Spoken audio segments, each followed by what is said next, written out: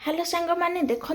कोबी मु आज बजार रू किणिकी आनी किंतु कोबी रे पेंथा पेंथा घर करके रही पोक मैंने केमती साप परी देखा जाउथुवा पोक मैंने अच्छी आ केमती हगिकी कोबीटा को नष्ट कर देइछन्ती। एमती कोबी आमे कसाई कासाई चिकेन मटन परी खाऊचे पाटी की स्वाद करूचे छोट पिला